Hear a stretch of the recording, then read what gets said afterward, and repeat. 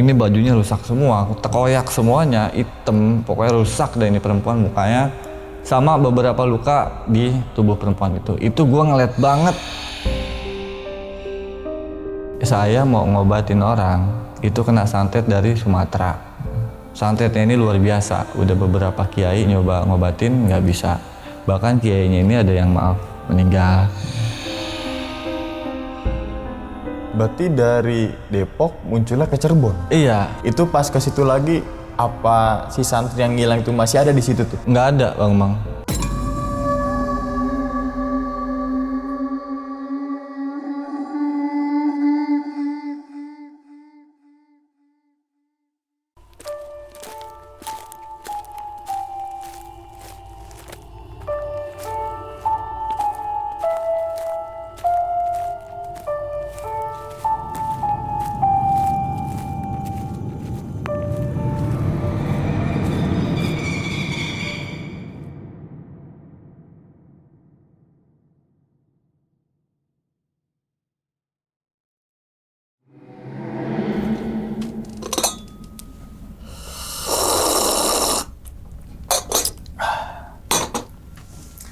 Assalamualaikum warahmatullahi wabarakatuh. Kembali lagi bersama gue Sumar Adi Wijaya atau biasa dipanggil Mang dalam segmen Ngopi Horor. Ya teman-teman semua, pada video kali ini nih atau pada kesempatan kali ini, lagi dan lagi gue tidak akan membawakan sebuah cerita dan namun menghadirkan narasumber yang tentunya mempunyai pengalaman mistis ataupun pengalaman yang horor nih.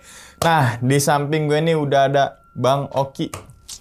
Gimana nih kabarnya Bang Oki? Alhamdulillah, sehat. Sehat Bang ya? Alhamdulillah. Salam untuk teman-teman dan juga keluarga di rumah nih Bang Oki nih. Nah, sebelum Bang Oki menceritakan pengalaman ini ke teman-teman semua, kami ngucapin makasih banyak nih Bang Oki. Iya. Karena udah meluangkan waktunya dan ternyata lebih deket ya. Iya, alhamdulillah begitu. Lebih deket ya. Lebih deket. Kalau yang video pertama tuh jauhnya nauzubillah itu. Oh, luar biasa. luar Luar biasa biasa. gitu kan.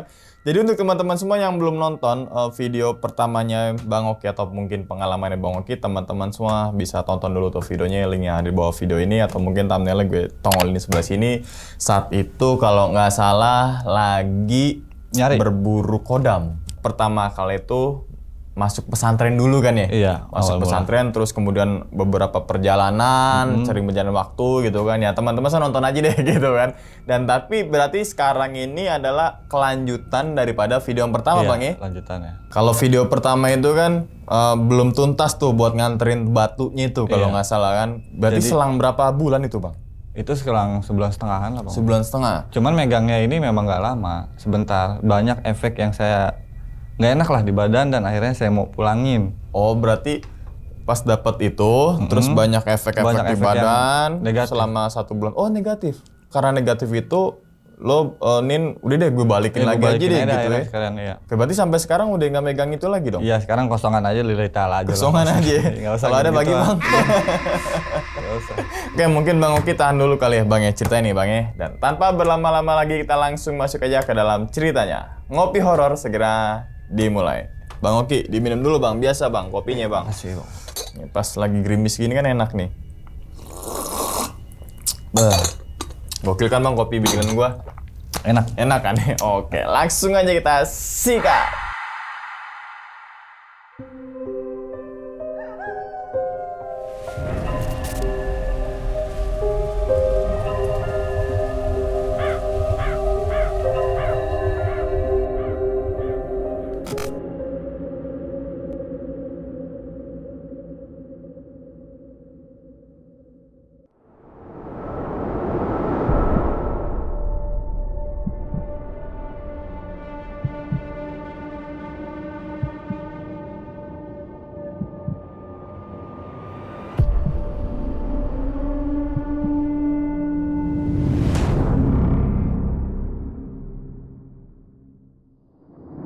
Awal mulanya saya pengen ngulangin karena banyak efek negatif nih Bang yang saya rasain ketika ada jin pendamping sama ikut dengan saya. Dan akhirnya saya mutusin buat pulangin. Itu ada satu kejadian Bang Umang. Ketika saya sama guru ngaji sama teman-teman yang lain ini pengen ziarah. Dan di waktu itu kiai saya ini sengaja ninggalin saya sama teman saya ini. Karena memang kan info kalau orang yang memiliki jin pendamping itu sama yang memiliki juga, itu kita ada energi yang bentrok lah.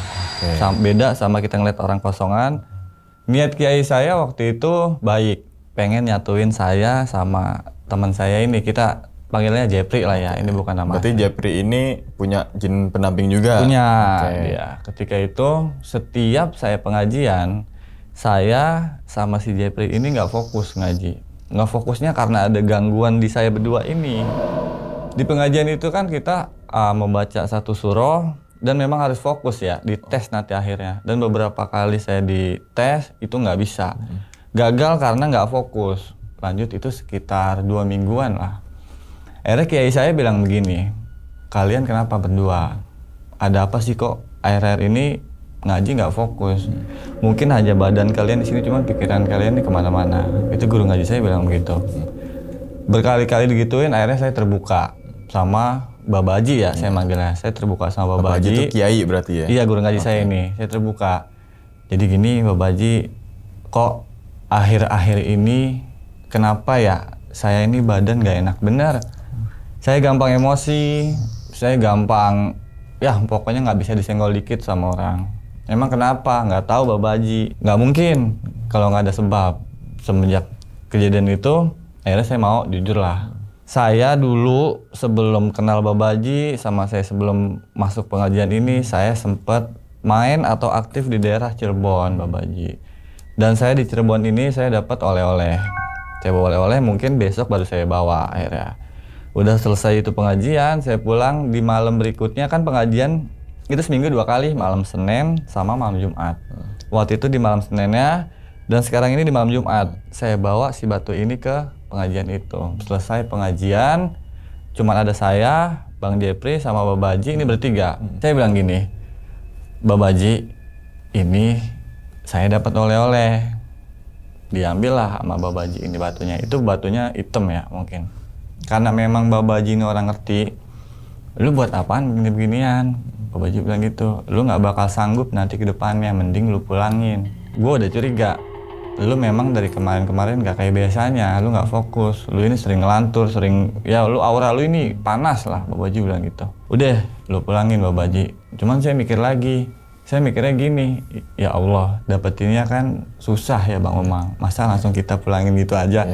Saya sempat berat hati buat mau mulangin, tapi karena memang ada beberapa kejadian yang nggak bisa saya tahan lah, ini emang nggak bener nih.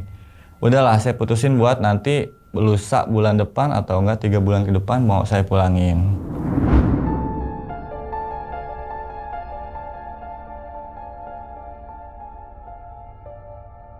Di pengajian berikutnya itu saya nanya sama Babaji saya, Babaji sebenarnya gimana sih hukumnya kita mendoakan benda-benda atau enggak kita membaca amalan dengan niat lain?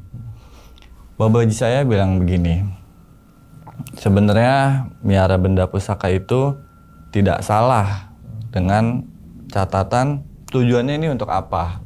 Contohnya sebagai keris. Keris ini kan memiliki filosofi hidup yang luar biasa lah ya Bang Umang. Kita harus belajar ke arah sana sebenarnya, bukan dari segi magic ataupun mistisnya. Saya nanya lagi, kira-kira termasuk musyrik nggak ya Babaji kalau kita bersekutu atau enggak kita temenan sama jin itu nggak boleh. Babaji saya bilang begitu, kita ini ibadah memang harus lillah. Lillah ini artinya kita harus berserah diri kepada Allah. Dia bilang begitu. Segala sesuatu yang ibadah disangkut pautkan dengan makhluk lain itu tidak dihitung dengan ibadah kepada Allah. Itu nggak ada hasil ya. Saya nanya lagi, apakah bisa ilmunya diserap? Guru saya bilang bisa, tapi belum tentu itu menjadi amal soleh yang jadi ladang pahala buat kita. Ada satu kejadian waktu itu Bang Umang. Waktu saya nih sama anak-anak sekumpulan pengajian pengen ziarah ke salah satu makam guru besar lah saya bilang ya. Jadi guru saya sama rombongan ini berangkat duluan. Saya sama si Jepri ini nggak diajak. Mungkin guru saya ini punya niatan, coba deh lu berdua berangkat bareng, pengen tahu nih akur apa kagak. Babaji saya bilang gitu, dan akhirnya nih bener-bener saya nggak akur.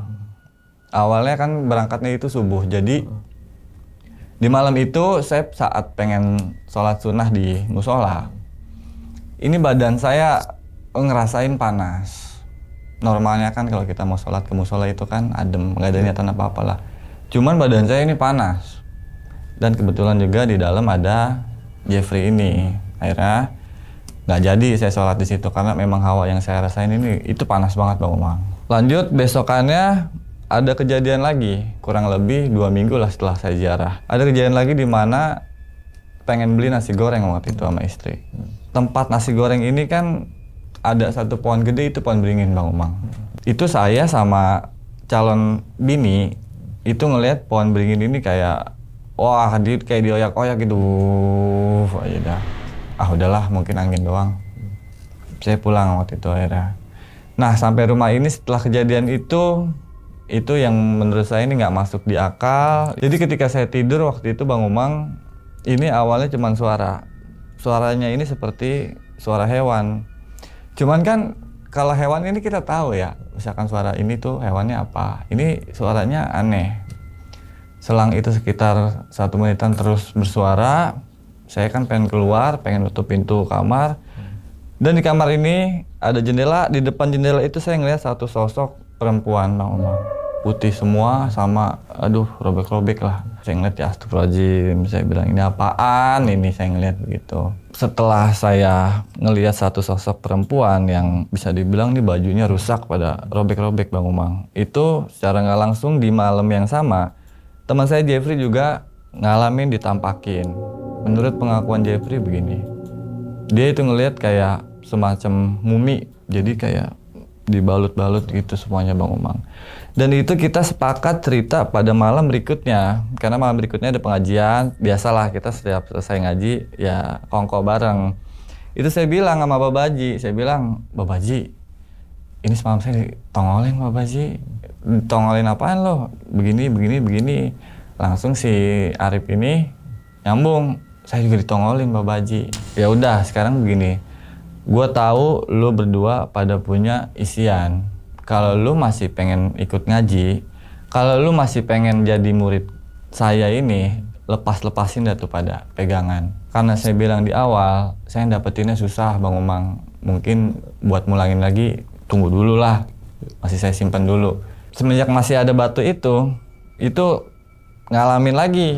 Waktu pengen ke puncak waktu itu. Ke puncak saya jalan waktu itu memang malam dan kebetulan saya lewat Bukit Pelangi. Karena kan memang lewat jalur lain tuh macet. Saya pikir sini aja lah cepet. Saya pikir begitu sama calon bini. Akhirnya pas di jalan ini, kira-kira jarak 50 meteran ini ada motor berhenti Bang Umang. Saya pikir nih orang di tengah kebun begini motor mati kesianan amat, saya kata gitu. Cuman pacar saya bilang ini udah jangan ditolongin. Dia lanjut aja siapa tahu itu orang jahat. Cuman kan saya bilang, yang saya bilang sombong itu ya begitu. Gue punya pegangan ini, gue punya yang jagain ini, pede aja lah nolongin. Akhirnya pas saya samperin pelan-pelan, lama-lama sekitar 5 meteran, itu terbang Bang Umang. Dari kejauhan memang tuh ada motor sama orangnya, itu jelas kelihatan. Dari jauh tuh jelas kelihatan karena kesorot lampu motor, ada orangnya. Lama-kelamaan saya samperin, itu makin lama pas jarak 5 meter ini, itu terbang kayak terbang ke atas gitu Bang Umang.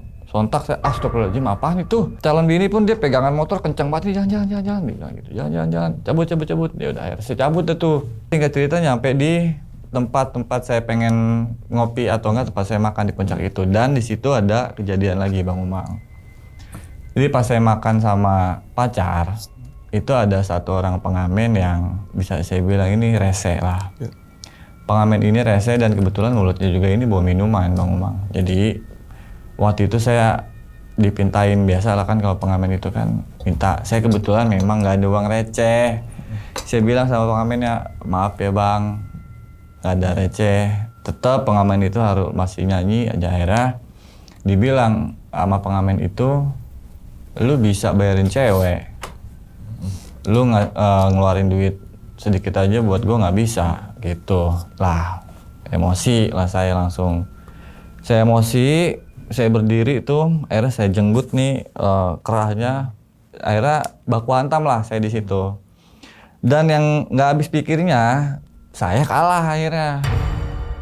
Habis babak belur saya, kalah tuh sama pengamen itu, akhirnya dipisahin sama penjaga warung.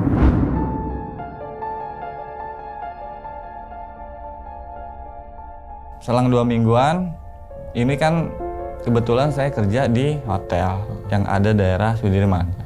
Kebetulan saya ini kerja di bidang kitchen ya Bang Umang. Mungkin kita semua tahu gimana dunia kitchen di hotel gitu keras ya Bang Umang. Jadi kalau ada gesekan karyawan antar karyawan dengan atasan itu udah biasa. Ada satu kejadian waktu itu ketika memang jam lagi banyak orderan, itu saya ada gesekan sama karyawan. Kan memang kalau di kitchen itu kita dituntut buat cepet, rapi, bersih. Itu atasan pasti mewajibkan untuk begitu. Sementara ketika saya masak, ini bisa dibilang helpernya ya, itu lama. Saya ngucap lah kata-kata kotor, yang memang nggak boleh kan sebenarnya. Saya ngucap kata kotor dan akhirnya selisih paham di situ sama teman kerja saya nih akhirnya.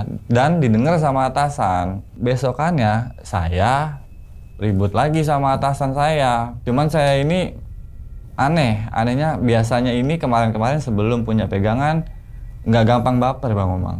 Jadi dikata apa aja pokoknya nggak bakal marah lah, kebal lah. Cuma semenjak punya kodam ini nggak boleh dikatain dikit, apalagi saya ditatap. Itu nggak terima. Singkat cerita, waktu itu atasan saya begini bilang, "Oki, bisa nggak lu kerja yang benar?" Gitu.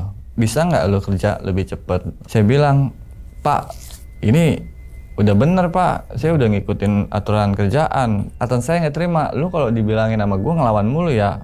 Nah emosi lah saya di situ. Saya bilang, "Ya terus bapak maunya apa?"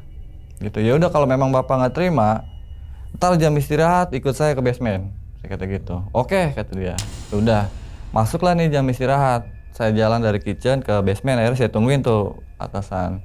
Dan bener atasan saya ini nyamperin saya ke basement. Terjadilah di situ keributan lagi antara saya dengan atasan. Lagi-lagi saya babak belur, pokoknya habis pada memar lah nih. Setelah itu selesai, ketika saya pengen balik ke kitchen, itu niatnya memang setelah itu, udah gue pulang lah, udah gue gak mau kerja lagi, begitu niatnya.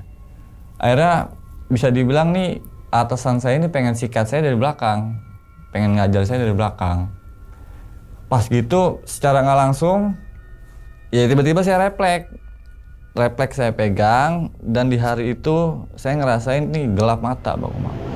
Gelap mata semuanya, saya ini sadar tapi badan nih nggak bisa digerakin. Akhirnya ada satu karyawan waktu itu mau pulang. Akhirnya dipisahin sama dia, karyawan itu bilang begini, "Daripada lu nanti masuk pos security, daripada diramein, udah lu selesai deh." Akhirnya kan gitu, karena kan saya bilang, saya ini tahu, saya sadar, cuma badan doang kita ini nggak bisa digerakin. Besokan harinya, 2 hari lah, kabar ini nyampe ke orang manajemen. Akhirnya saya disidang dah tuh sama atasan. Saya disidang, akhirnya hasil dari sidang itu saya dikeluarin. Dikeluarin dari kerjaan akibat emosional yang nggak bisa dibendung, nggak bisa ditahan. Udah. Akhirnya setelah saya dikeluarin, saya konsul lah sama guru ngaji di rumah. "Babaji, ini hari ini apes banget Babaji," saya kata gitu. "Emang apa?" "Saya dikeluarin dari kerjaan Babaji." "Ya Allah, emang lu ngapa sih mulanya?" "Ya gitu Babaji, yang saya bilang kemarin tempo hari, saya ini orangnya gampang marah Babaji. Saya orangnya nggak bisa disenggol dikit, apalagi dipelototin. Terus akhirnya saya gesekan sama atasan, saya berantem sama atasan." "Ya udah, itu kan lu tahu banyak efek yang lu rasain. Banyak efek yang bener-bener ini nggak boleh. Bener lu buat apaan sih gitu-gituan. Pulangin tuh batu." Kata Babaji saya begitu. Saya nyampe rumah, sempat saya termenung tuh, ya Allah ini gue pulangin nggak. Jadi batu ini biasa saya rawat. Kayak saya kasih minyak zaitun. Oh, ada perlakuan khusus. Iya, ada perlakuan khusus sama batu ini. Jadi saya olesin minyak sama kadang-kadang sama bambu. Bambu? Iya, sama bambu. Diolesin bambu. Tujuannya nih untuk ibaratnya gini. Lu punya rumah sering disapu, sering dipel, itu penghuninya pasti betah sama kayak lu ngerawat batu itu. Semakin lu rawat, semakin lu poles, semakin lu baik ngerawatnya, dan si makhluk goib ini semakin betah di situ. Di batu itu berarti? Di batu itu. Akhirnya saya putusin buat udahlah, biarin deh pulangin. Pulangin dah besok. Itu saya sebelum mau mulangin, karena kan memang dari Jakarta ke Cirebon itu lumayan butuh biaya Bang Umang. Udah gitu juga kerja mana baru dikeluarin.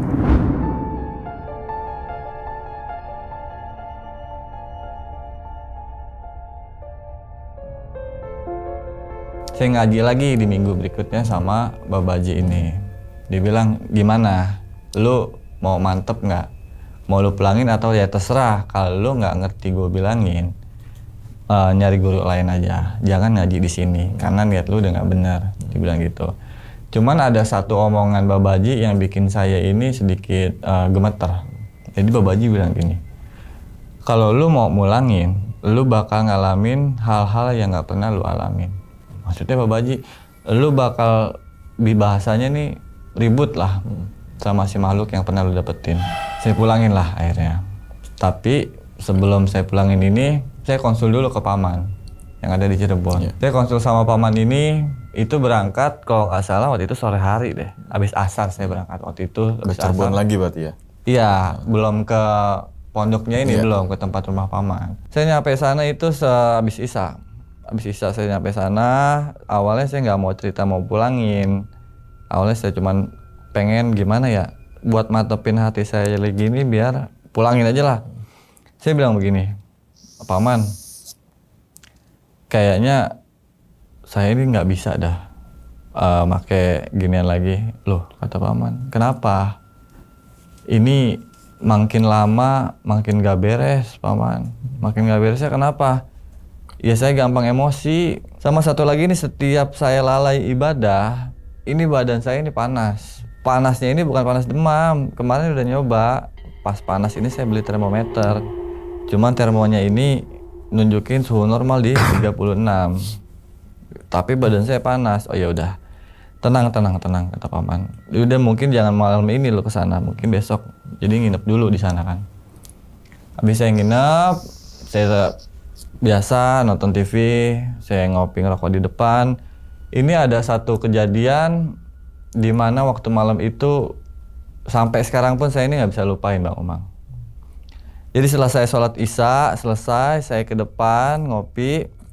Karena saya bilang rumah paman ini kan memang rumah tradisional, jadi cuman ada jendela, tapi nggak ada hordengnya, jadi langsung plong. Dari kejauhan awalnya saya cuman ngelihat ada kayak cahaya redup, jalan redup gitu. Terus makin lama hilang. Saya pikir set apaan tuh, saya bilang. Saya mikir lagi, kok kunang-kunang ada di kebun begini, dan itu jelas. Kalau kunang-kunang kan biasanya kita cuman kecil ya, cuman ini kok kayak bola terbang gitu Bang. Lanjutlah saya tidur di sofa di kursi paman. Abis tidur, ini yang bener-bener epic menurut saya nyetel TV Bang. Saya nyetel TV, ini kayak di film-film sih sebenarnya. Abis saya nyetel TV, nggak lama sekitar 2 menit lah, itu kejadian lagi ada sosok wanita keluar dari TV gitu Bang. Astagfirullahaladzim, itu apaan ya Allah, saya bilang apaan, saya kabur lah ke kamar mandi. Saya kabur ke kamar mandi, mungkin saya berpikiran, aduh itu halu gua doang kali karena gue capek dari perjalanan. Di kamar mandi digodain lagi. Jadi situasi di kamar mandi itu kan atap kamar mandinya ini bolong, Bang Umang. Jadi pas saya cuci muka, awalnya cuma biasa, cuma suara-suara doang, cuma suara-suara jangkrik begitu, saya nggak takut lah. Cuman lama-kelamaan kok saya nyium aromanya ini aroma kayak bau bangke. Ketika saya pengen buka pintu, ini yang saya lihat itu ada sosok dari bolongan atas itu keluar tangan Bang Umang. Itu keluar tangan seperti mau ngejambak saya, sontak saya langsung kabur malam itu juga. Saya kabur, saya ke kamar paman saya ketok-ketok, Assalamualaikum, paman bukain, saya panik di malam itu, saya panik.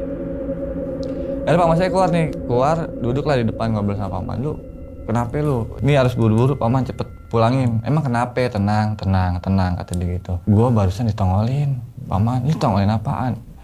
Gue ditongolin perempuan, ini bajunya rusak semua, tekoyak semuanya, hitam, pokoknya rusak deh ini perempuan mukanya, sama beberapa luka di tubuh perempuan itu. Itu gue ngeliat banget, paman, itu mau nyamperin gue. Ya udah tenang, kebetulan kan udah mau subuh juga waktu itu, ya udah kita santai, kita zikir dulu sebelum sholat subuh, besok pagi baru kita pulangin. Kalau nggak salah saya jalan jam 10 waktu itu sama paman. Gimana? mau sekarang aja dipulangin. Ya udah yuk buruan paman, buruan pulangin, ini udah nggak betah saya. Berangkatlah saya sama paman ke arah pondok yang saya cerita waktu itu.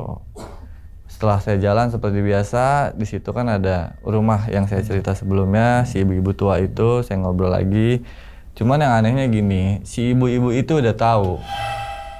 Karena biasanya ya orang yang nggak kuat itu selalu dipulangin. Sebelumnya juga ada kejadian yang sama. Pulanginnya maksudnya gimana bang? Ada konsul lagi ke situ. Bahkan di cerita sebelumnya anaknya ini gila, diem aja, seperti nggak sadar, gila aja pokoknya. Syukur-syukur saya sadar. Ya udah, habis dari situ saya makan, masuklah ke pondok Ki Ageng ini. Jadi Bang Umang, kan kalau batu ini biasa saya bawa kemana-mana ya. Contohnya kayak saya pengen kondangan atau nggak saya mau keluar kota. Pokoknya setiap ada acara-acara keluar nih batu selalu saya bawa. Cuman kala itu waktu saya mau mulangin, saya masih inget banget nih batu hitam itu ada di rumah. Oh jadi nggak dibawa? Nggak dibawa. Oh. Karena emang saya begitu, saya pengen mulangin isinya aja. Batunya nggak usah dipulangin. Saya suka sama batunya, dari warnanya, dari mencilaknya ini saya suka. Yang nggak saya suka ini isinya. Di situ saya, paman, sama si Ki Ageng ini ngobrol. Di obrolan itu Ki Ageng bilang gini, mungkin dalam waktu dekat saya minta bantuan kalian buat bantu saya. Saya bilang, mau ngapain Ki Ageng? Saya mau ngobatin orang, itu kena santet dari Sumatera. Santetnya ini luar biasa, udah beberapa kiai nyoba ngobatin nggak bisa. Bahkan kiainya ini ada yang maaf meninggal. Kamu mau ngapain di sini? Saya mau mulangin Ki. Saya sudah tebak akhirnya gitu. Saya sudah tebak kamu ini mau mulangin. Kenapa mau dipulangin? Nggak bisa Pak Kiai. Saya ngerasain banyak keanehan di badan. Saya ngerasain, wah kalau makin lama saya piara, makin lama nih makhluk ikut sama saya takutnya gila Pak Kiai. Seperti yang Pak Kiai bilang kemarin, kalau memang yang nggak kuat, kalau di sebelum nyari itu kan hilang. Yang saya takutin kalau memang nggak kuat, saya bisa gila. Kapan mau kamu mulai?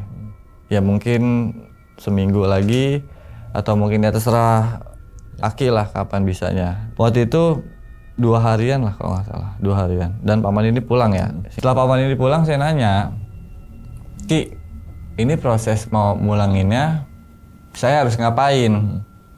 Saya harus gimana nih? Saya bilang gitu. Jadi prosesnya ini lu cuman puasa 21 hari. Itu nggak pakai tingkatan-tingkatan lagi Bang Umang, cuman puasa doang. Kapan bisa dimulai? Ya terserah, besok lah kita mulai pakai. Ya udah, akhirnya setelah mulai, saya dimandiin dulu awalnya Bang Umang, saya ingat. Saya dimandiin dulu. Mandi ini pakai mandi kembang, sama ada Aki ini ngebaca-bacain apa itu saya nggak tahu. Pokoknya dimandiin. Dan saya tapak lagi di tempat yang seperti cerita sebelumnya. Saya tapak lagi tempat yang sama. Itu di hari 1, di hari kedua, di hari ketiga ini nggak ada apa-apa. Cuman suara-suara doang ya, biasa lah. Cuman lama-kelamaan dari 3, 4, 5, 6 sampai 7 hari ini luar biasa godaannya. Dari yang tadinya hanya suara, itu sekarang mulai ada benda-benda yang jatuh. Jadi tempat saya tapak itu ada semacam tirai. Itu di malam itu tirai itu, wah goyangnya nggak karu-karuan Bang Umang. Itu goyangnya seperti nggak mungkin lah angin itu sampai separah itu goyangnya, saya bilang gitu. Dan ada sosok kakek lagi. Cuman kali ini si kakek ini nggak berbicara, hanya nongol dari jarak jauh. Lanjut 1 sampai 7 selesai, dan saya lanjut ke 7 sampai ke 14. Dan yang bikin saya gagal ini di ke-14 ini. Sosok kakek ini muncul, sekalian ngomong. Omongan kakek itu begini, dia bilang, kenapa kamu melalaikan ibadah kamu? Apa kamu tidak takut hukuman apa yang kamu terima dari Tuhanmu ketika kamu melalaikan ibadah kamu? Apakah kamu tahu tempat apa yang akan kamu singgahi nanti ketika kamu melalaikan ibadah kamu? Wah, itu yang bikin saya gemeter seluruh badan, dan pada malam itu pingsan saya, bangun nggak kuat. Itu saya pingsan waktu itu, bangun-bangun jam 9, jam 10 dah. Saya baliklah ke Ki Ageng ini. Ki, saya maaf Ki, ini nggak bisa Ki. Ini luar biasa, panas banget Bang Umang memang. Di ruangan itu tuh serasa, ya Allah apa ya, serasa kayak di oven saya. Ya udah, mau nggak mau kamu nambah 7 hari. Aturan 1 sampai 21 hari, saya nambah 7 hari jadi 28 hari. Karena Sebulan lah gagal. ya. Ya. Karena gagal ya. Kalau mungkin mulus nggak sampai. Gagal di 14. Ya udah, lanjut lagi dari 14 ke 21 hari. Akhirnya 21 hari ini muncul lagi tuh sosok si kakek. Cuman kali itu dia nggak sendiri. Dia berdua sama jin yang ikut sama saya ini. Yang di Batu. Iya, yang di Batu. Jin itu bentuk macan. Dia itu macan-macan, cuman nggak jelas ya, karena kan kalau orang begituan cuman pikiran kita aja yang main. Sosok macan itu natep tajam ke saya sama si aki-aki ini. Pas gitu dia bilang, kalau memang kamu sudah nggak kuat, kamu akan menerima akibatnya nanti. Kamu harus mau konsekuensi apa yang akan kamu terima. Di situ saya buat kekeh, ya udah deh, apapun yang gue terima, apapun yang gue rasain, gue harus bisa. Seperti biasa dari 21 ke 7 hari ini, itu nggak ada apa-apa. Cuman efeknya ini setelah saya selesai 28 hari. Efeknya ini ke badan, jadi badan ini pada sakit. Sakit selama 2 minggu waktu itu. Sakit selama 2 minggu, yang saya rasain ini kayak ada model cakaran di badan, sama di badan ini ada yang keluar. Dan sekalian saya ngecek di kamar lah. Saya ngecek di badan, ngecek batu di kamar. Batu itu hilang. Batunya hilang, Bang. Padahal sebelum berangkat ini saya inget banget batunya ini nggak saya bawa. Saya simpan rapi-rapi ini batu di dalam lemari. Itu di dalam lemari juga saya buka lokernya, saya taruh, itu saya tutup lagi. Pas saya nyampe rumah, saya sakit itu saya pengen lihat batu, niatnya pengen saya poles lagi. Itu batu nggak ada. Kemana nih batunya? Saya takutnya dirapiin sama orang tua kan. Karena mungkin tanggapan orang tua, nih anak ngapain nyimpen batu di kamar. Takutnya nih anak gua, waduh jadi musyrik nih, kan begitu. Setelah saya sakit 2 minggu ini, saya balik ke Cirebon. Saya sebenarnya mau nanya. Saya takutnya batu ini hilang, takutnya saya juga hilang. Kan yang udah-udah begitu ceritanya, hilang juga. Saya takutnya begitu. Akhirnya pas nyampe Cirebon ini, si Aki bilang, kamu nyari ini. Dia bilang begitu, kamu nyari ini. Sontak saya kaget, astagfirullahaladzim. Kok bisa ada di sini batunya? Perasaan saya ada di rumah. Batu ini, kalau kamu mau tahu, dia bakal ngikut ke pemiliknya. Kamu nggak sembarangan memiliki batu ini. Ya udah, akhirnya alhamdulillah dah Ki, kalau memang batu ini bisa pulang. Sebab saya suka sama batu ini Ki, saya nggak mau batu ini pulang, niatnya begitu. Ya udah. Setelah batu ini pulang ke rumah, bener aja saya nih sakit lagi nih Bang Omang. Sakit lagi waktu itu sampai 2 bulan lah Bang Omang. Lebih anehnya ini setiap abis maghrib sama di atas jam 12 dari badan ini pada panas. Pada panasnya ini nggak normal Bang Omang.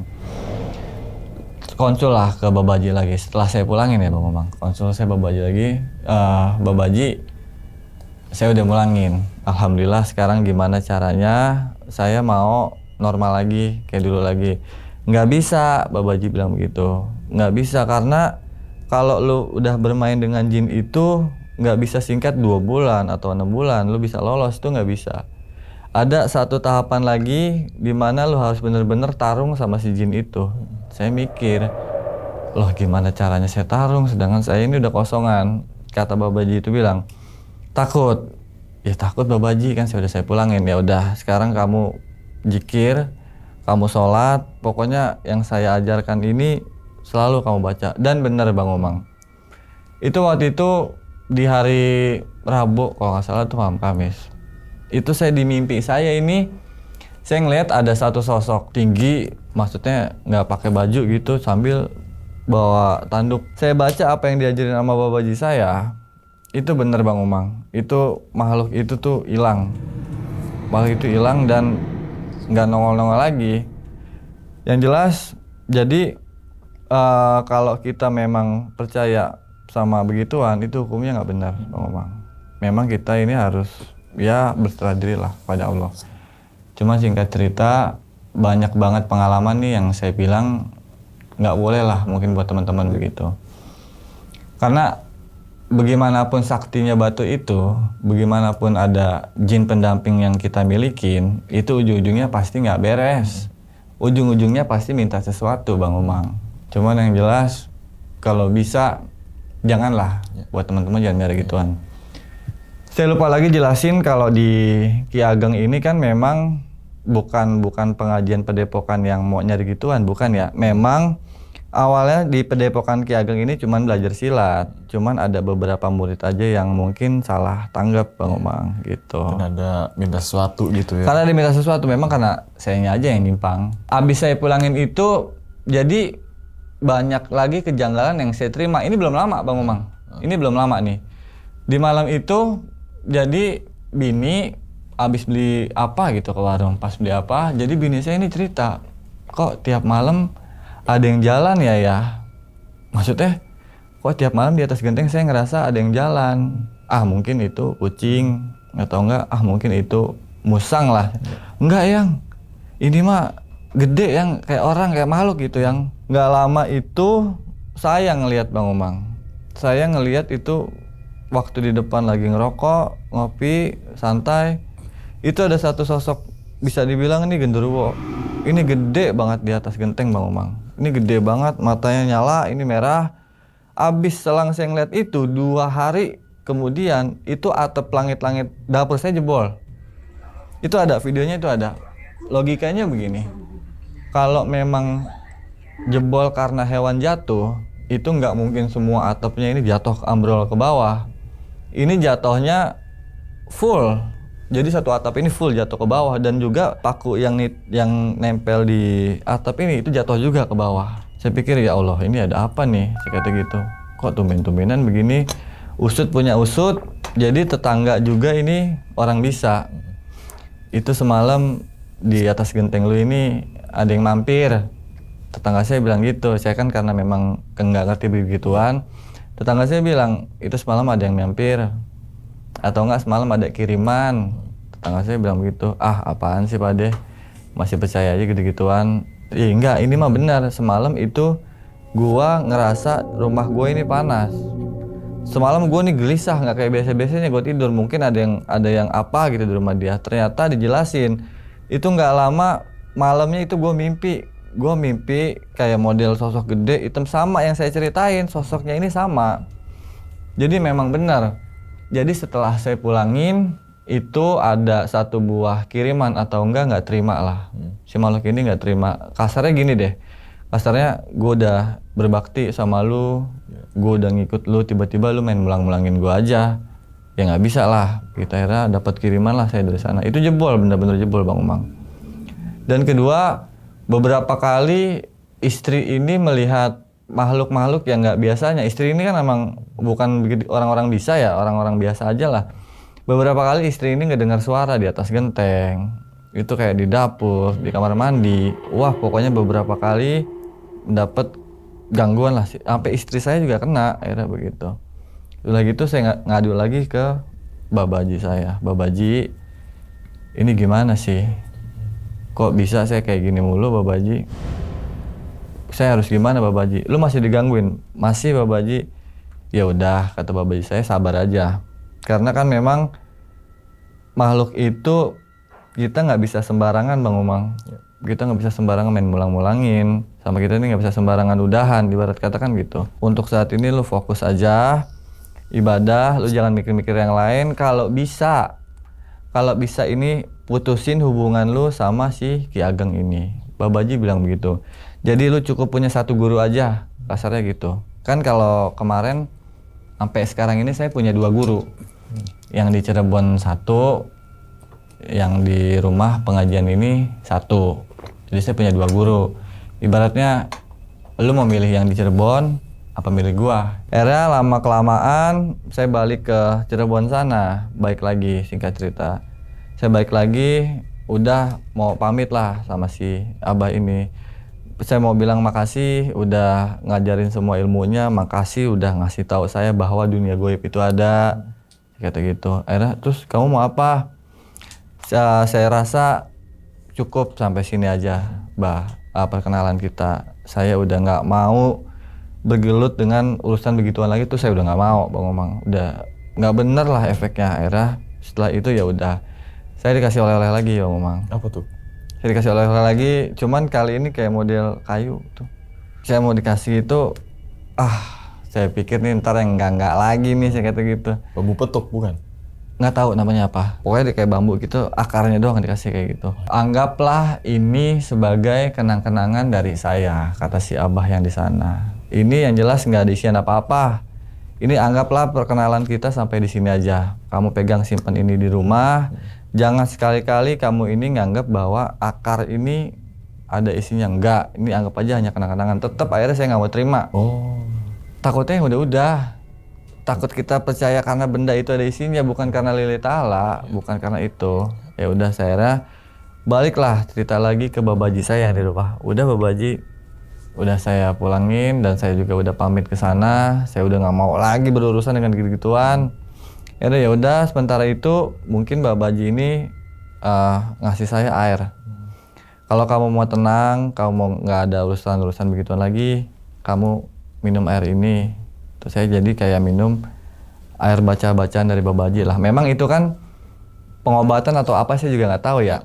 Pokoknya saya disuruh minum itu rada legaan Bang Omang. Nggak ada kejadian-kejadian apa-apa lagi. Cuman yang anehnya itu ya kemarin, saya belum lama ini. Yang tadi di rumah itu ya? Iya, yang di rumah ini kok bisa sih genteng saya ini jebol. Karena memang kan di pengajian saya ini diajarin doa untuk pelindung diri. Diajarin doa pelindung rumah, pokoknya diajarin semua doa lah. Mungkin kalau nggak saya belajar doa itu, istri sama anak saya ini kena. Sebab kiriman itu kan benar-benar nyata. Jadi kiriman dari sana mungkin mentoknya di langit-langit dapur. Jadi ini jebol semua Bang Omang langit-langitnya. Sama paku-pakunya nih nyangkut. Padahal kontrakan saya ini bangunan baru. Kontrakan saya ini berdiri baru 6 bulan. Dan semuanya perabotan dalam kayak model semennya, batakonya, atap-atapnya, sama gentengnya ini baru. Bukan bangunan lama. Bukan gitu bangunan lama Bang Umang. Itu aja sih Bang Umang yang bisa saya ceritain. Mohon maaf kalau ada kesalahan kata, mohon maaf yang ada perbuatan nggak seneng. Jadi nggak baik kita mempunyai jin pendamping. Lebih baik kita ini lillahi ta'ala aja. Nggak bolehlah kita nyari-nyari begituan. Untuk pengamanan memang nggak boleh. Karena memang pada dasarnya manusia ini memiliki pendamping yang bukan pendamping lagi, karena memang pada dasarnya manusia ini udah diatur sama Tuhan Yang Maha Kuasa. Ini kita udah dijagain lah langsung, ibarat kata gitu, nggak usah pakai pencari-pencari lagi. Dan kalaupun kita mau nyari itu pure murni buat ngaji aja, nggak usah buat yang lain-lain. Mungkin itu aja sih yang saya bisa ceritain. Dulu Bang Oki silakan. Oke, jadi ini tamat nih ceritanya Bang Oki nih. Saat kalau yang pertama kan proses cari kodam nih Bang ya, sampai sempat petapa juga kan, bertapa juga kan itu ya? Iya, waktu itu 41 hari. Iya, dan puasa mutih. Iya. Kalau salah kan. Ternyata balikinnya juga ada ritual juga nih gitu kan, yang sampai ritual. 28 hari, seharusnya 14 hari karena gagal. Karena gagal. Tambah lagi 7 hari lagi 7 hari, kan. 28 ya. 28. Oke. Bang, pengen nanya sih Bang sebenarnya yang masalah batu dulu deh. Batu itu kan udah di dalam cincin apa tetap batu? Enggak, belum dia apa-apain, batu doang. Dia batu tok doang. Bulat. Bulat, batu bulat. Cuman belum di belum di ring. Belum di ring. Belum. Jadi itu berarti kalau bawa kemana-mana itu ya udah masukinnya ke tanah iya, gitu enggak ya. sih di dompet. Oh, ke dompet. Bisa di dompet. Oh, gitu. Kirain gue bentuk karena gue belum tahu kan ya. Kirain gue cincin jebret kemana-mana pakai gitu. Enggak, jadi nggak bisa dipakai. Dan setiap saya bawa batu itu memang saya ini jadi sombong, Bang Umang. Setiap saya bawa batu ini saya jadi sombong. Sombongnya gini, nih orang nyalip-nyalip, apaan sih lu? Nih orang lu ngapa pelotot-pelotot gitu-gitu. Jadi sombong. Petantang-petenteng lah gitu ya. Iya, tapi setelah batu itu saya nggak bawa, saya taruh. Saya contoh saya ke warung atau mau kemana, batu itu nggak saya bawa, ini nggak ada apa-apa. Oh, berarti kalau ada keanehan di diri Bang Ok itu kalau bawa batu itu. Iya, ketika saya bawa doang. Berarti pas kerja juga dibawa juga kan yang apa? Yang iya. di kitchen itu ya. Iya. Kemudian nih Bang, ada ritual lagi gak Bang setelah Abang sebelum mulangin batu kan digosok pakai bambu. Iya, Terus jadi kasih minyak apa tadi? minyak zaitun. Ada lagi gak tuh? Kalau bisa setiap di malam Jumat ketiga, kamu ini baca Yasin 3 kali. Contoh kan 1 bulan ini 4 minggu. Ya. Minggu pertama malam Jumat, minggu kedua malam Jumat, dan minggu ketiga malam Jumatnya ini kita sambil baca Yasin 3 kali. Sambil ngolesin tuh minyak zaitun sama kita olesin bambu petung. Mungkin itu aja ritualnya sih Bang. Oke. Bukan ritual sih ya. Apa ya? Ngerawat lah. Ngerawatnya, kali ya. Ngerawat iya. lah ya. Oke, itu kan kalau ngerawat tuh ada perlakuan khusus lah sama batu ini yang tadi diolesin bambu dan sebagainya gitu kan. Tapi di diri abangnya selain maksiat mata dan sebagainya, ada pantangan khusus nggak untuk Bang Okinya nih selama megang itu batu? Ada pantangan khusus Bang. Batu ini nggak boleh dibawa ke kamar mandi. Oh. Kalau kita mau kamar mandi atau mau buang hajat, ini dilepas. Tapi sempat lupa gak tuh? Nggak pernah. Dari Saya awal lagi buru-buru nih, lagi di kitchen ya kan. Wah, pengen berak lagi gua ya kan. nggak pernah. Belum pas itu tuh. Nggak pernah. Belum ngeluarin itu tuh. Jadi kalau kerja di kitchen ini, dompet ini yang ada isinya itu saya taruh tas. Jadi sewaktu-waktu saya kebelet nih, ya ke kamar mandi aja. Gue sempet punya batu, Bang. Betul apa tuh? Pancawarna. Saat itu kan lagi zaman batu giok tuh, tahun 2000 berapa berarti? 14 atau 15 tuh? Iya, 16 lagi tuh. booming ya. Lagi booming kan tuh, gosok batu aja bisa 20.000, padahal dipolesnya tet, ya kan? Bener Bener kan? doang, iya. Gue buat gantungan kunci tuh karena warnanya keren. Karena di motor gue taruh di kosan, nggak tahu diambil sama teman gue kali Iya, suwe juga ya. iya. Karena memang benar Bang Omang. Jadi kita kalau bicara masalah batu ini, ada batu yang hanya sekedar hiasan badan dan ada batu yang memang ada isinya. Sebab kiai saya bilang gini. Kiai saya bilang orang-orang tua kita terdahulu itu meninggalkan segala sesuatu itu berbentuk benda. Jadi apa yang harus kita pelajarin, apakah dari sejarahnya ataukah dari yang lain, itu kita harus belajar sebenarnya ke arah situ, bukan dari segi magicnya, bukan.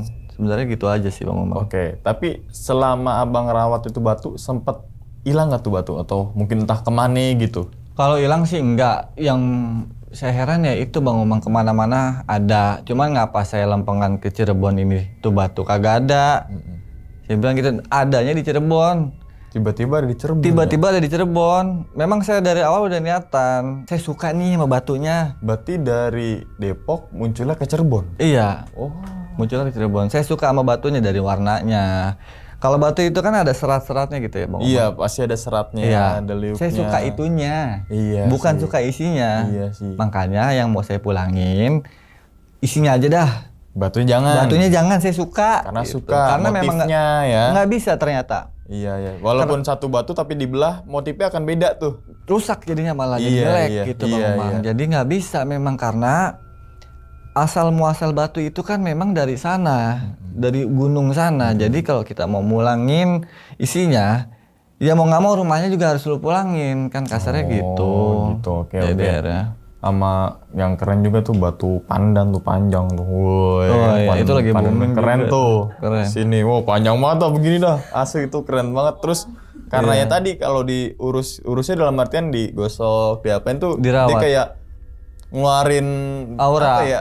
Aura ya kalau segi mungkin magic atau apa kayak aura, tapi kalau itu wah, ini kinclong banget ya. Bahasanya kan kalau memang kita benar, kinclong memang gitu bagus, ya. kinclong bagus batunya.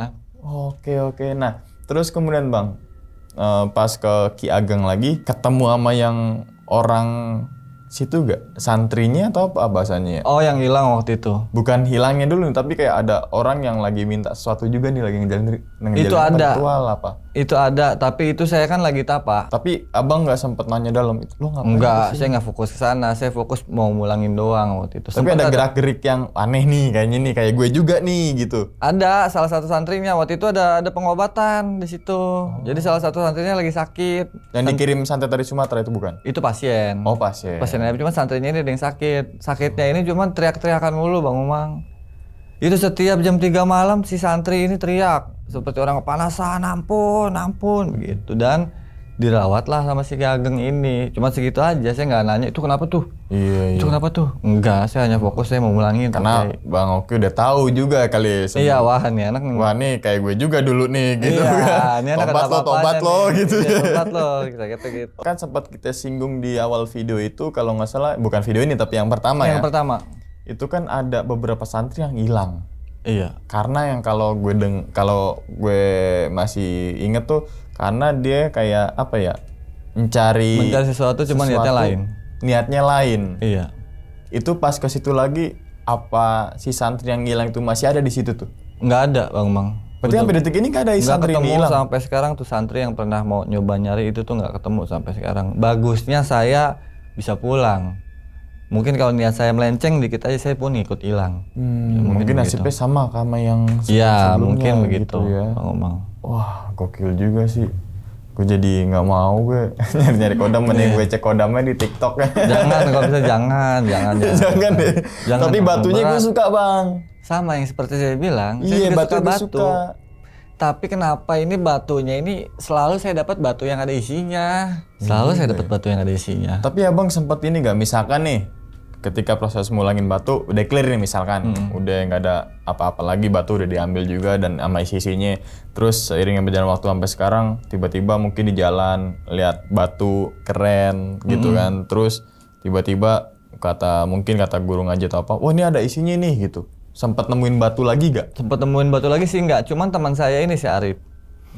Jadi si Arif ini juga punya batu Bang Omang. Cuman batu Arif ini warnanya biru waktu itu. Biru apa ya? Blue Sapphire namanya. Cuman Blue Sapphire.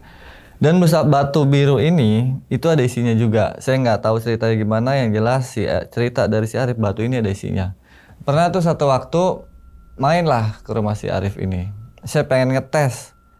Ini anak beneran punya nggak sih? Karena kan kalau memang kita punya, dia juga punya, itu ada energi yang nolak gitu. Waktu itu saya malam Jumat selesai ngaji, selesai ngobrol, saya bilang sama si Arif, Rip, gue pengen ke rumah lu nih, yuk main. Lu mau ngapain? Udah main aja. Dalam arti saya bawa nih batu di kantong, saya bawa. Setelah saya selesai itu saya main ke rumahnya, saya bilang gini, coba gue lihat batu yang lu kasih tahu sama Babaji tadi dikeluarin lama dia, saya juga ngeluarin batu saya. Nah ini batu muter Babaji.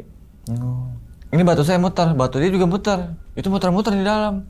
Gangsing, Beyblade. Iya kayak Beyblade makanya saya bilang. Bociu. Batunya muter-muter. Astagfirullahaladzim. Saya bilang, kenapa nih? Dan dites lagi, berarti benar itu batu ada isinya. Dan dia punya beberapa batu, jadi batu ini ditaruh lagi. Coba lu keluarin batu lu. Enggak ngapa-ngapa, diam, antang di batu diam dua. Ketika si Arif ini dia ngedeketin batunya, itu muter lagi. Karena memang nggak cocok kita berdua nih. Berarti kayak semuanya kayak magnet tuh. Iya. Muter gitu batunya ya. muter. Karena Bang. kutub utara sama kutub utara gitu ya. Ngetel. Iya. Dikasih hadiah apa? Hadiah apa oleh-oleh? Oleh-oleh kayak bambu dan akar, mungkin tuh bambu petuk kali ya. Nggak Kan tahu deh. bambu petuk juga kan sekarang banyak yang Nyari. bohong. Iya sih. Karena dia sambungan. Sambungan dari akar gitu. Iya, dari bambu itu dipotong terus kayak akar ketemu akar. Jadi kan seharusnya ruasnya kan begini. Jadi kayak hadap-hadapan gitu kan. Iya. Makanya kan ada sempat konten kreator tuh bahwasanya siapa yang punya bambu petuk dan itu asli gue bayarin 1 miliar. Iya. Dan dia saat itu juga dia beberapa rumah didatengin yang punya bambu petuk itu dan ternyata sambungan, bohongan gitu. Bohongan. Dan jangan kalau memang bambu petuk itu ada manfaatnya. Itu orang desa di luar sana udah pada kaya, Bang Omang. Sebab di desa itu kan banyak banget pohon bambu tuh. Nggak mungkin kalau warga lagi nebang pohon bambu atau mau nyari buah, nemu terus dibayar 1 M itu nggak mungkin. Orang desa udah pasti kaya pada. Kalau memang benar. Apakah itu bambu petuk ada apa enggak? Ya gue juga nggak tahu tuh. Iya. Jadi misteri, saya nggak mendalami iya, itu sih. dalam Bang itu Omang. juga gue, tapi Ki Ageng itu berarti terakhir kontekan atau terakhir berhubungan apa namanya? Pas terakhir ketemu pamitan itu Iya, berarti. pamitan.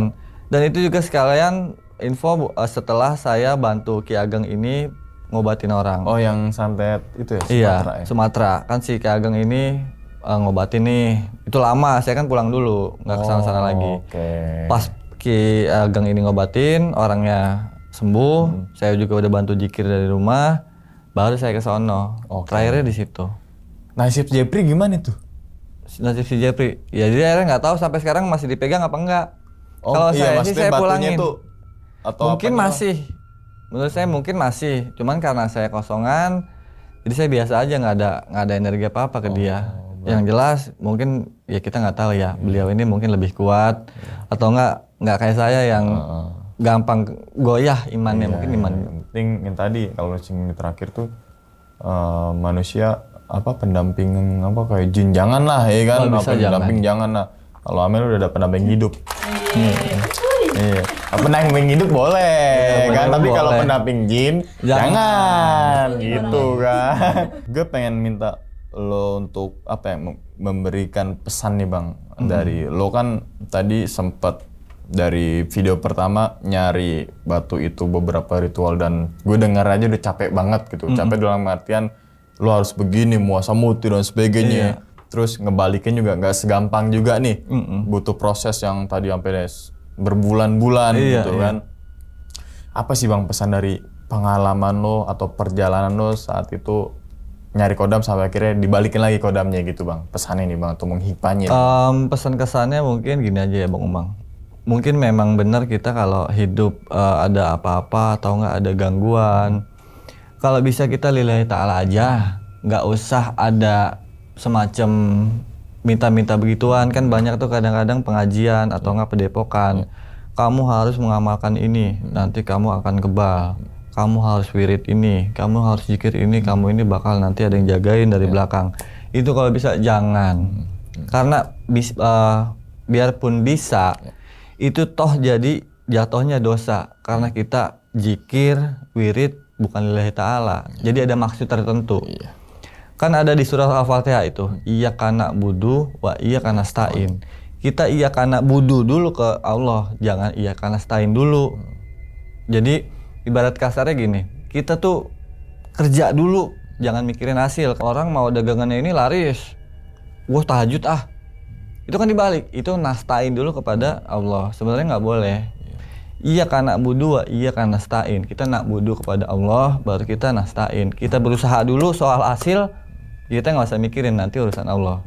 Gitu sih Bang Umang. Proses itu nggak pernah mengganti hasil. Tapi ada juga orang yang nggak mau berproses tapi pengennya hasilnya banyak. Hasilnya doang yang dipikirin gitu.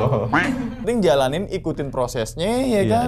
Misalkan lagi jualan ya sepi ya, nanti juga mungkin beberapa bulan ke depan atau mungkin besok rame lagi. Pokoknya gitu ini kan. kita jangan, kalau ibadah jangan berdagang sama Allah aja. Nah itu. Nggak boleh kita berdagang sama Allah tuh nggak boleh. Sepakat gua itu. Oke. Jangan gua udah ibadah, gua udah doa, gua udah sholat, gua udah ini kok gua belum, itu nggak boleh. Jangan kalau bisa. Iya itu betul gue sepakat banget sih. Oke, sekali lagi terima kasih banyak nih Bang Oki nih untuk kedua kalinya, dan ternyata kedua kalinya adalah kelanjutan daripada video yang pertama, dari proses pencarian kodam sampai akhirnya video kedua ini proses pengembalian kodam itu sendiri gitu kan. Ya kita doakan semoga teman-teman semua nih sehat selalu, panjang umur, murah rezeki, begitu pun juga Bang Oki Bang ya, sehat selalu Bang ya, panjang umur, sehat selalu dan murah rezeki gitu kan. Untuk teman-teman semua yang masih berkecimpung dengan hal-hal kodam, untuk teman-teman semua yang masih memelihara jin-jin atau benda-benda pusaka yang katanya itu ada isinya, segeralah bertobat gitu kan. Sebelum menyesal yang seperti dialami oleh Bang Oki. Mungkin sekarang ya nyesal, nanti kita dimintain pertanggungjawaban nanti kelak di akhirat nanti nih. Karena gitu, pengaruh atau nggak bisikan jin itu tuh halus banget Bang Omang. Itu halus banget. Oke, gue tutup dulu Bang ya, video Bang ya. Silakan Bang Omang. Dan ingat teman-teman semua, cerita dari Bang Oki ini bukan untuk nakut-nakutin teman-teman semua ketika menjalani sebuah kehidupan ataupun yang lainnya, tapi ambillah sisi positifnya dan buang sisi buruknya. Sekian dulu pada video kali ini, dan nantikan video-video gue berikutnya. Hal gaib itu muncul ketika sugesti kita buruk. Wassalamualaikum warahmatullahi wabarakatuh. Selamat beristirahat. Bang Oki, makasih banyak. Thank you Bang Omang. Aduh, jadi belibet tadi ngomongnya, maaf Bang Omang, belibet saya ngomongnya. Aman.